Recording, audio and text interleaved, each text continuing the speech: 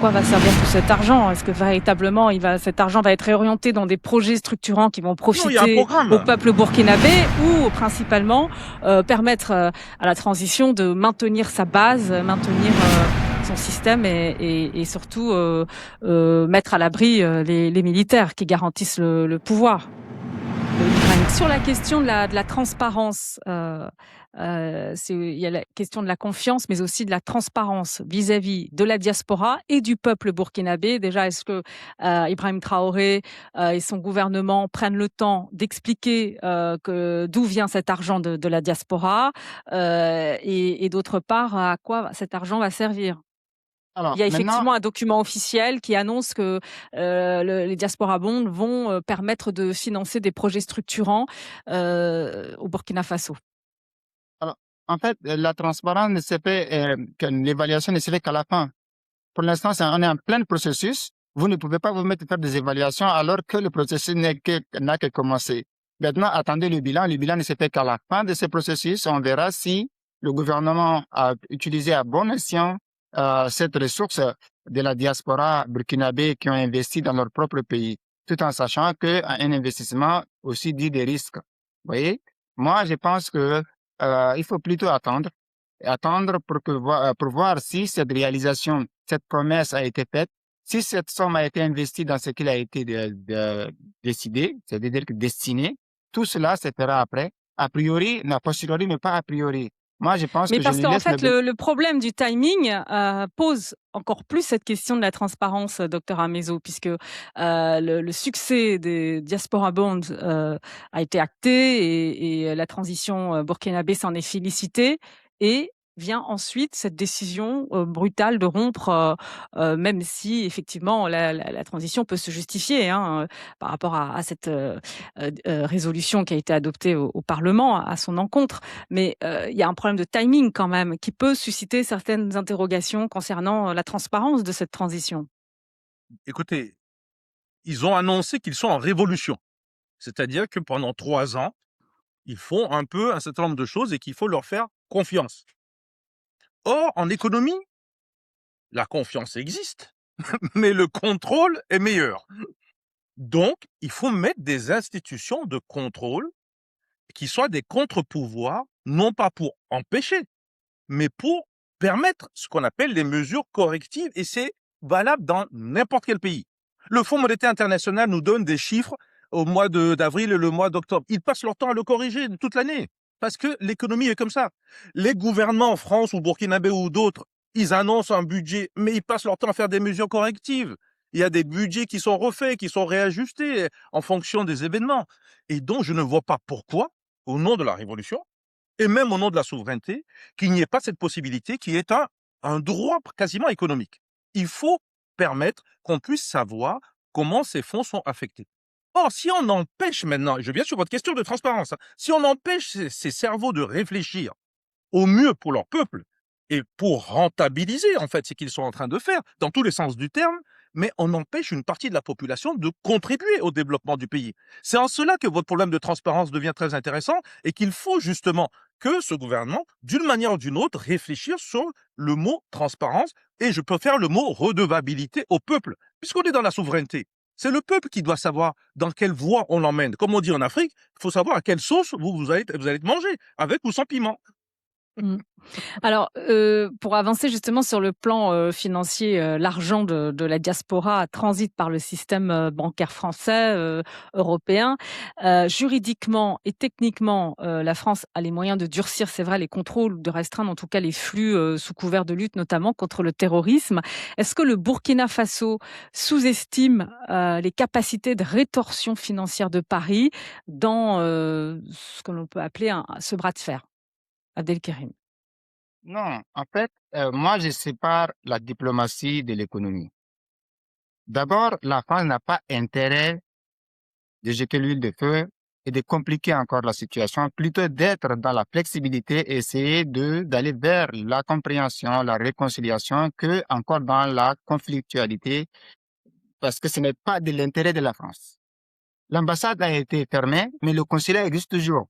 Le consulat qui permet de gérer les affaires, de gérer les affaires administratives, gérer les citoyens français qui sont là-bas et de consulat ici burkinabé qui continuera à fonctionner. Donc, il y aura toujours ce canal de dialogue qui permet à ces deux États de communiquer.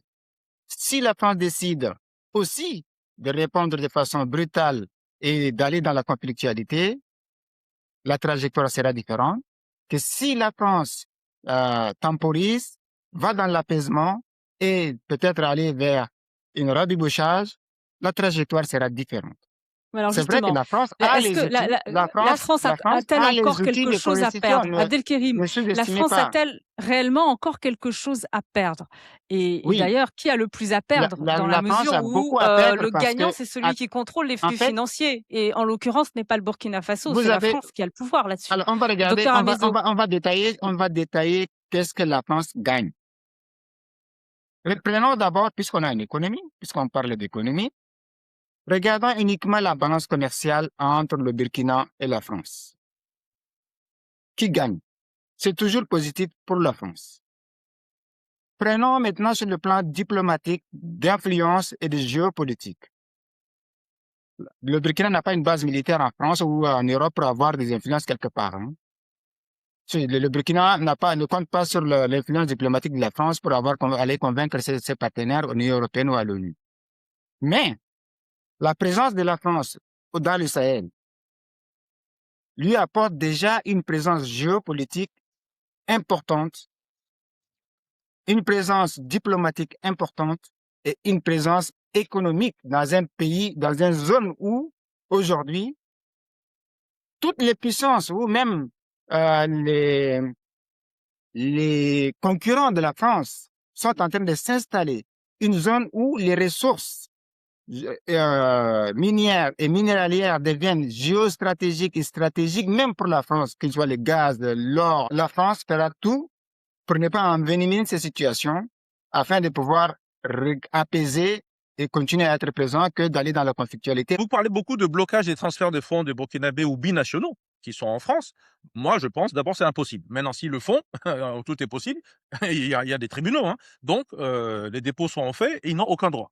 Le SWIFT est un système c'est un conduit financier. L'argent passe d'un endroit à l'autre. C'est privé et ce n'est pas la France. Hein. Il y a des antennes qui sont en Belgique surtout, mais c'est plutôt les Américains qui sont derrière cela. Donc, première chose, et ça va réduire ces transferts. Eux, ils y gagnent, hein, surtout ces transferts. Donc, il y aura beaucoup de problèmes pour bloquer de manière directe. On peut peut-être aller fouiller un peu celui qui n'a pas payé des taxes, mais tout le monde paye ses taxes. Hein. Et ce ne sont pas des grands budgets qui s'en vont, mais ils sont nombreux et du coup, le montant est important. La deuxième chose, il faut que vous parlez de transparence du côté du Burkina. Moi, je vais vous parler de transparence du côté de la France.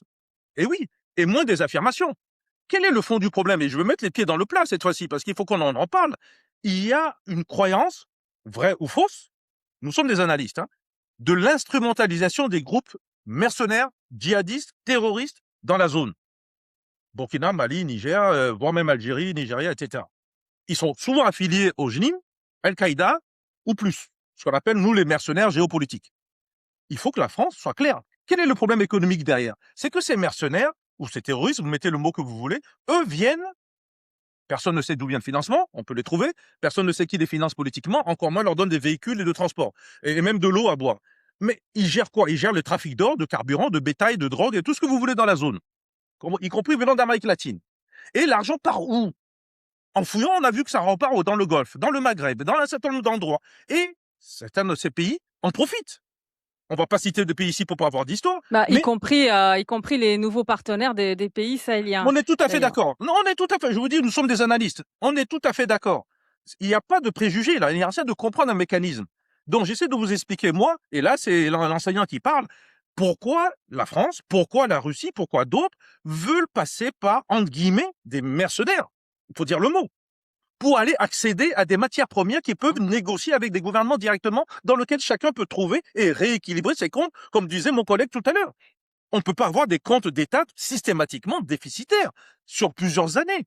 Comment vous voulez que le pays la France se réjouit de travailler avec des pays extrêmement et tout le temps et de manière récurrente pauvre. Mais Mais c'est alors une aberration. pour revenir aux flux financiers, docteur Amezo, est-ce que Paris, peut aller jusqu'à justement, contrôler ces flux financiers, Mais les restreindre, voire au risque d'être accusé d'ailleurs par, le pouvoir burkinabé de frapper directement, enfin attendez, indirectement plutôt les familles burkinabées qui reçoivent, est-ce que de l'argent de je la vous réponds, diaspora? est-ce que la France peut aller bloquer quelqu'un qui achète une action ou une obligation à la Bourse de Paris? C'est la même question. Une fois que eux, ils ont acheté un droit sur un titre financier, qui est le titre qui permet de soutenir l'État burkinabé, et qui doit attendre maintenant 3 à 5 ans, ou plus même, ben, écoutez, la France va faire quoi? C'est un titre qui rapporte de l'argent, tant de pourcents, au bout d'un certain temps. Donc, un, ceux qui sont lancés dedans ne peuvent pas sortir, sauf pénalité. Et deux, la France, je ne vois pas ce qu'elle peut faire là-dessus, ce n'est plus son argent. D'ailleurs, au départ, ce n'était pas son argent. Mais le conduit par lequel ça passe, on peut peut-être le bloquer, mais le passage est déjà fait. Donc, ils peuvent peut-être bloquer les nouveaux arrivants. Et encore ça va être difficile. Et de toute façon, il y a un problème de souveraineté, puisqu'une fois que l'argent est de l'autre côté, ben, c'est le problème. Donc, on revient à votre problème de fond. Il faut que le Burkinabé donne la transparence sur l'utilisation de ces fonds, peut-être pas toutes les 2 heures, toutes les 3 heures ou toutes les semaines, mais sur 3 ans, quand même, il faudrait qu'on puisse avoir tous les 6 mois un état des lieux pour savoir où va l'argent, est-ce que c'est bien investi, et que des experts puissent regarder si c'est bien fait. Il s'agit Mmh. vraiment Mais de en tout cas, valeurs. ce qui ressort, et vous allez me dire si j'ai raison ou pas, c'est que le Burkina Faso a besoin de cet argent, je l'ai dit, pour financer des projets structurants. Et ça signifie quoi, financer des projets structurants? Ça signifie aussi financer les services de l'État, payer les salaires et aussi, les militaires. Et on est au pays des hommes intègres. On sait que les bruits de bottes sont assez récurrents, lorsque les militaires, sont lésés, sur le plan financier. Il y a souvent des bruits de bottes, Ah qui non. se font entendre très sérieusement. Donc il y a peut-être un risque, pour aussi la transition burkinabé aujourd'hui, de couper les liens, diplomatiques avec la France et peut-être remettre en cause aussi sa stratégie, de levée de fonds aussi, vis-à-vis de la diaspora. Alors, moi, je ne pense pas que le Burkina Faso est dans une difficulté telle qu'elle est obligée, même pour payer ses pensionnaires, d'aller chercher des financements de la diaspora. Je ne crois pas. Je pense que ce système ou cet appel au financement rentre dans le cadre d'une diversification de ressources. N'oubliez pas que le Burkina a déjà eu des prêts au niveau de la Banque mondiale. Le Burkina a eu des financements auprès d'autres partenaires. Le Burkina est en train de mobiliser sa diaspora. C'est plus dans une logique de diversification pour sa propre souveraineté et pour sa propre survie que le Burkina est en train de diversifier, puisque beaucoup de fonds qu'il devait avoir dans le cadre bilatéral ou dans le cadre multilatéral ne viennent plus pour justement des positions politiques qui ont été prises. Le Burkina a beaucoup perdu aussi dans le cadre de son départ de la CEDEAO. Donc, ça veut dire que maintenant, le Burkina, comme les autres pays de l'OAS, sont en train de faire en sorte de trouver d'alternatives. Et le Burkina n'est pas le seul pays qui a fait appel à sa diaspora, hein, comme le professeur a dit. Le Kenya, le Rwanda, le Sénégal dernièrement, même le Sénégal hein, a fait appel à cette diaspora parce qu'aujourd'hui, la diaspora africaine devient finalement une alternative dans l'orientation de ces flux financiers qui vient souvent de façon informelle pour irriguer l'économie africaine. Maintenant, peut-être ça permettra aussi de pouvoir aux Africains de pouvoir placer leur épargne au lieu que cette épargne reste en France pour financer des banques françaises, des sociétés françaises ou d'investissement dans des pays où ils sont. Parce qu'aujourd'hui, si on a de l'argent en épargne, Alors on les place, ça finance le pays où docteur on est. Amezo, Et si votre cet avis argent là-dessus? finance le Parce pays, que Abdelkerim dit qu'effectivement la transition n'a pas forcément, vraiment besoin de ces levées de fonds en provenance de la diaspora, mais c'est vrai que Non, il y a moins non, les critères de transparence sont moins exigeants qu'avec le FMI, par exemple, donc ça non, il présente n'a quand pas même dit certains qu'il avantages, hein. Non, il n'a pas dit qu'elle n'en a pas besoin, il dit que c'est une diversification et que avec la sortie de la CEDEAO et autres, il en a besoin parce qu'il en a moins. Mais moi, je vais vous donner des chiffres. Vous savez, avec les Non, chiffres, mais on sur ma résout. question, répondez, est-ce que c'est moins contraignant que les financements, en provenance des bailleurs de fonds, FMI, Mais bien Banque sûr. mondiale, Attendez, qui imposent des critères, hein? quand vous avez parlé de 400, 500, 550 millions d'euros, quelles sont les conditionnalités? Quelles sont les conditions en droit humain? Quelles sont les conditionnalités sur la redevabilité dont on a parlé, que j'appelle moi la vérité des comptes publics? Quelles sont les conditions? Il n'y a aucune condition si ce n'est de recevoir un pourcentage et un taux d'intérêt. Donc, sincèrement, c'est relativement ouvert, c'est un chèque en blanc. C'est un chèque en blanc que la diaspora donne à ce gouvernement par la confiance, par la volonté de la souveraineté. C'est pas tout le monde qui a donné, des Burkinabés qui n'ont pas donné, hein. Attention. Alors, moi, je veux que vous compreniez les chiffres parce que vous dites des choses qui sont peut-être pas tout à fait exactes. Vous savez, le budget de l'État burkinabé, il est autour de 4,5 à 5 milliards d'euros. 5 milliards d'euros. Or, l'apport de Burkinabé, en faisant l'estimation la plus positive, nous sommes à 550, voire 600 millions simplement. Donc 10%, 10 ou 12%. Donc vous n'allez pas dire que c'est avec 10-12% qu'on va payer les militaires. C'est ça le fond de votre question. Ils ont déjà des capacités qui vont se renforcer avec la gestion minière et la transformation minière locale parce qu'ils sont déterminés à faire l'industrialisation et la transformation. Et s'ils arrivent à le réussir dans les 2-3 ans, sincèrement, je vous dis, c'est un boom économique parce que la valeur ajoutée industrielle va créer de l'emploi et va créer des salaires. Et donc, vous allez résoudre le problème de ce côté-là. Maintenant, que les militaires se lèvent ou pas, sachez que ce sont ces mêmes militaires qui ont chassé un autre militaire, un certain Damiba, et qui ont voulu ce système. Vous mettez en cause que ces militaires restent encore dans l'ancien esprit des accords militaires français qu'ils travaillent pour la France ou qui sont dirigés par un général français. C'est ce que le général qui est allé déposer à Bruxelles, certainement, a dû croire. Or, c'est une rupture avec ça, justement. Alors, vous dites que c'est une totale. rupture. Je signale quand même qu'il y a eu des bruits de bottes bien après le départ de la France, hein. Non, Donc, bien sûr. Non, mais je ne disconviens pas. Je vous dis simplement, sachez qu'ils ont quand même une base qui est solide parce que, après tout, il est aussi le représentant de tous ceux qui sont autour de lui. Vous savez, un individu n'est pas seul en Afrique, hein. Il a beau être le monsieur numéro 1, il a tout un réseau de puissants, de lobbies, qu'ils soient de près ou de loin, familiaux, ethniques ou autres, autour de lui. Et c'est sur cette base. Et je pense que c'est la partie un peu la plus souverainiste qui est en train de pousser vers cela. De toute façon, oui, mais sur enfin le bon, plan la, des la chiffres, question, c'est un peu toujours la même question, Abdelkérim, c'est de savoir justement à quoi va servir tout cet argent. Est-ce que véritablement cet argent va être réorienté dans des projets structurants qui vont non, il y a un profiter au programme. peuple burkinabé ou principalement permettre à la transition de maintenir sa base, maintenir son système et surtout mettre à l'abri les militaires qui garantissent le pouvoir d'Ibrahim Non, Traoré. moi, je pense que l'objectif de ces initiatives, comme le professeur a dit, c'est des initiatives de diversification et aussi des initiatives qui permettent à l'État du Burkina de financer des projets que les partenaires internationaux ne financent pas. Comme vous avez dit, si aujourd'hui on prend des prêts auprès de la FMI, le FMI veut savoir où on finance et cet argent va servir uniquement à financer ce pourquoi vous avez emprunté. Maintenant, s'il y a des secteurs où le FMI ou les autres ne veulent pas financer, qui ne sont pas bankable, ou je veux dire, qui ne sont pas finançables, bah, qu'est-ce que les gouvernements font? Ils vont trouver une alternative. Moi, je pense que ce n'est pas seulement parce que le Burkina a besoin de ces quelques millions d'euros pour financer. Non, moi, je pense cette stratégie, c'est une façon aussi de responsabiliser les citoyens burkinabés, de donner un autre rôle à la diaspora africaine, de pouvoir moi, je pense que c'est plus dans une forme de pédagogie, de participation et d'inclusion. C'est le fait d'appeler à l'épargne de sa diaspora n'est pas nouveau. La France, dès qu'il y Alors, a je un vais problème, terminer piège sur dans les ces diasporas, deux questions, si vous voulez dans bien, les épargnes des puisque Français. Les ouais, je Américains, vais c'est terminer pareil. justement sur la diaspora.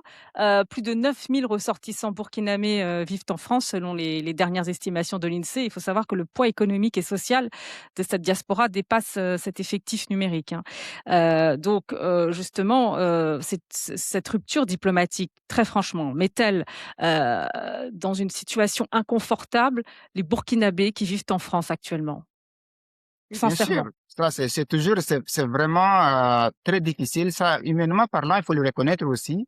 Quand on est étranger dans un pays d'accueil, que si une relation diplomatique ou une crise politique advient entre ces deux États, au-delà des liens humains qu'il y a, des liens culturels, même il y a des enfants qui sont nés ici, hein, qui ont de la double nationalité, tous. Il y a un malaise, il y a un poids. Il faut le reconnaître. Ne pas reconnaître que ça y a un impact direct, ça ce n'est pas dire la vérité. Il y a un malaise. Il y aura un malaise, il y aura toujours des difficultés aussi administratives. C'est normal. Maintenant, ça dépend du pays d'accueil. Quelle est la réaction du pays d'accueil? Est-ce que cette relation diplomatique qui a été rompue a été faite de façon violente, brutale, jusqu'à amener à ce que le pays concerné, par exemple la France, demandait même le départ. Hein, parfois on demande le départ des diplomates, le départ des entrepreneurs, le départ de certains citoyens. On n'a pas atteint ce niveau-là. Il n'y a pas eu de travel ban Mais pour ce que l'on les constate, c'est que Burkinabés la France protège il n'y a aussi pas eu. les diasporas. Hein. Ça, c'est une réalité. On ne peut pas reprocher à la N'oubliez pas France que quand il de y ne a pas eu rupture protéger les diplomatique avec diasporas. le Mali, Mm. on a suspendu même le vol des avions France. Et France a été Mm. suspendu des vols. Il y a une répercussion énorme aujourd'hui pour aller au Mali. Il faut aller au Maroc, après aller à Abidjan, prendre de la route. Vous voyez, il y a des impacts directs. Ça, il faut le reconnaître. Mais est-ce que la France a intérêt à pouvoir aller dans ce sens? Je ne pense pas. Parce que dès lors que la France entre dans ce cycle, ça va être grave pour elle, puisque il n'y a pas que des Burkinabés en France. Il y a des Français, beaucoup de Français en Afrique et au Burkina. Il y a beaucoup des entreprises françaises qui sont dans nos États et au Sahel. Et je pense que Mais il il faut n'y a pas eu reconnaître, un Abdelkérim, précédent. je le Il n'y répète, a que la pas eu un France. précédent. Est-ce que vous êtes d'accord avec cela? Est-ce que la France la France protège sa diaspora, les diasporas, je veux dire. Ça, c'est une Non, la réalité. France ne protège pas les diasporas. La France protège toute personne sur son territoire qui respecte les lois Voilà, et qui vit mais bien correctement. sûr, mais en tout La cas, France a elle est signé des... attentive Ce aux n'est pas parce diasporas. que, Docteur Amezo. Samantha, la France ne protège pas parce qu'elle aime les Africains ou les Burkinabés. Non, la France protège parce qu'elle a signé des traités et des conventions internationales qui permettent aujourd'hui à la France de respecter les droits humains, les droits des étrangers, les droits de tous ceux qui veulent vivre sur son sol. C'est comme ça, c'est des droits internationaux. Alors, quand vous dites que C'est la tout. France n'aime pas les, les diasporas, bon, ça n'engage que vous. Je Voilà. n'ai pas dit, Après, je n'ai pas dit que la France n'aime pas. C'est ce que j'ai dit que non, la France n'a pas entre aimer ou pas aimer. La France doit respecter juste des droits, c'est tout. ouais. Mais juste, est-ce que, docteur Amezo, cette rupture diplomatique, elle peut conduire à une rupture de confiance entre les autorités burkinabées et leur diaspora? La réponse est non. Vous savez, vous n'avez pas posé la question fondamentale de la diaspora. Nous sommes d'ailleurs des gens de la diaspora. Imaginez un instant qu'il n'y a pas des lois liberticides dans les pays africains, Burkina en l'espèce, et que on a la possibilité d'entreprendre sans les interventions intempestives des États pour déranger la construction et la création de richesses par des entreprises, par toute forme. Vous savez ce qui se passe? Mais cette diaspora dont vous parlez, elle rentre. Je vais vous donner un cas que vous allez vous étonner, c'est le Bénin. C'est le Bénin. On faisait une conférence où j'expliquais justement que entre le Togo et le Bénin, le Togo avait une grande diaspora et qui envoyait beaucoup d'argent et le Bénin en avait très peu quand le Bénin est devenu démocratique et a continué sa logique démocratique. Et tout le monde avait applaudi pour le Togo. J'ai dit, mais vous vous trompez tous. Et oui, c'est ça pourquoi on enseigne. On se trompe tous parce qu'est-ce qui s'est passé? Quelqu'un qui a quitté là où il est avec en plus de l'épargne et va le réinvestir dans son pays où il est à l'aise et qu'il va créer une autre entreprise et qu'il va gagner 3, 4, 5, 10 fois plus et il a sa famille autour de lui, il rentre au pays. Donc la question est de savoir pourquoi certains pays, y compris la France, continuent des accords militaires qui font en sorte que on a des difficultés pour que les gens rentrent chez eux. Et donc la question, si vous le poursuivez jusqu'à l'histoire des transferts d'argent pour bloquer le transfert d'argent, ça, mon collègue vous a répondu, c'est impossible. S'ils le font, il y aura un procès, ils perdront. Mais le fond de l'histoire, c'est pourquoi l'épargne de la diaspora n'est pas réinvestie, tout simplement, là où la diaspora peut être. Et d'ailleurs, ça va très loin. Ça fait sauter la thèse de l'extrême droite. Si l'extrême droite faisait en sorte que demain matin, mais écoutez, il n'y a pas de régime dictatoriaux qui crée la pagaille, qui empêche le système de gestion tout simplement de l'entreprise de fonctionner, mais beaucoup de gens vont rentrer. Est-ce que vous savez que beaucoup, d'abord de diaspora, dans les pays comme le Portugal, sont en train de rentrer en Angola, là où ça va un tout petit peu mieux? Est-ce que vous savez que des Angolais et des Brésiliens quittent leur pays pour aller investir, s'installer? Et quand je dis investir, c'est pas des milliards. Les gens vont pour monter un petit bar avec 5 ou 6 personnes juste pour boire un peu de jus de fruits et de l'alcool, parce qu'ils se sentent beaucoup plus libres, parce qu'ils savent que l'environnement des affaires leur permet de se développer et ils pensent à leurs enfants. Dans 20-25 ans, ces gens sont des nationaux du pays et vont travailler. Ils ne veulent pas de l'apartheid de l'Afrique du Sud tel qu'on le voit aujourd'hui, ils veulent une autre forme de pays. Et chacun se débrouille un peu comme il peut.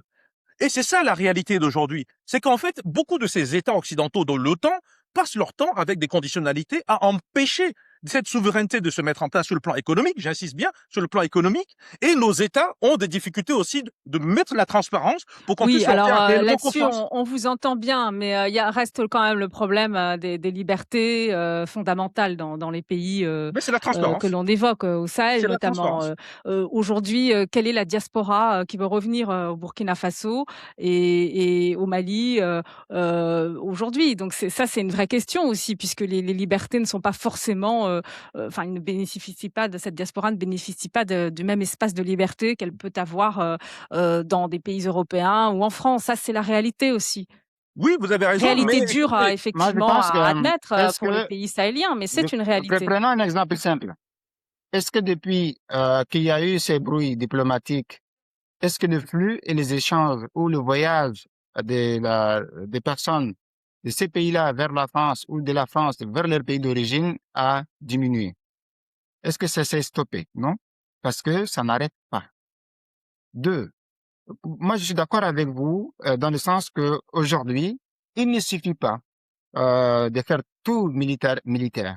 Il faut respecter les droits humains, il faut permettre la liberté d'expression, il faut la liberté des médias, il faut que les partis politiques soient réactivés pour justement permettre cette vie démocratique, ces contradictions, ces visions autres que militaires, pour préparer justement le pays à cette transition. C'est vrai qu'ils sont en révolution pendant 3 ans, 1000 jours pour faire leur révolution, mais je pense que tout doit être fait pour Non, mais que la ce vie que vous dites, démocratique, alors la liberté puisse être une réalité mmh. après cette parenthèse qu'ils ont voulu mettre. Bah, ils ont voulu 1000 jours. D'ailleurs, ils ont Non, dit mais juste parce que pendant 3 ans. pointer toujours le doigt, un doigt accusateur sur l'Occident, les pays occidentaux, la France, c'est aussi une manière aussi de prétexter la nécessité de restreindre les libertés et de cacher aussi cette partie un peu sombre Non, même en à la France, même, diaspora et aux peuples concernés aussi. moi, je pense que la décision qui a été prise, c'est moi, dans je un dois vous... contexte bien précis. Même en France, dans des contextes précis, il y a ce qu'on appelle l'état d'urgence, où tout est suspendu jusqu'à ce que cette crise passe. Là, on a les crises de terrorisme, des crises de problèmes de sécurité, il y a énormément de crises à régler. Donc, je pense que cet état d'urgence, pour moi, ils disent transition, mais cet état d'urgence qui bloque tout jusqu'à ce que ces problèmes soient réglés, que le pays soit mis sur pied Y après compris de la remettre les choses restriction en des ordre. libertés politiques, En France, Abdelkérim, oui, y quand en état compris, hein. d'urgence, tout est restreint. Mmh. Ben oui, il y a même un article de la Constitution qui le permet, l'article 16, qui permet de tout faire. Mais vous savez, oui, mais écoutez, il faut regarder les choses en face. Vous n'allez pas changer 60 ou 60 ans ou plus de situation d'inégalité, de puissance, en quelques mois. On peut être d'accord sur les 3 ans, pas de souci, mais on a un problème avec, vous avez dit, la liberté et la transparence. Donc, c'est à la diaspora burkinabé et d'autres, c'est aussi à ces militaires et à ceux qui dirigent de prendre conscience qu'on ne gère pas tout toujours dans l'opacité. Et ça ne les arrange pas eux-mêmes. Donc, il va falloir qu'ils fassent une nouvelle réflexion pour introduire cette transparence-là d'une manière ou d'une autre. De toute façon, je le dis, la transparence ne se fait que par les institutions. Obama l'a dit plusieurs fois, plusieurs personnes le disent, il faut des institutions qui sont là, que eux-mêmes ils peuvent mettre en place, mais qui leur laissent la liberté de s'exprimer. On ne peut pas mettre une Merci. institution de la Cour des comptes et qui finalement ne fait pas le travail. C'est ça le fond de l'histoire. Vous voyez? Merci Abdelkérim, merci Dr Amezo. Ces échanges étaient très très enrichissants et je pense que ces échanges vont faire réagir. Et vous, qu'en pensez-vous, Ibrahim Traoré se moque-t-il de la diaspora qui finance son pouvoir et l'économie burkinabé? J'attends vos commentaires, vos réponses et n'oubliez pas de vous abonner. Prenez soin de vous. À très vite.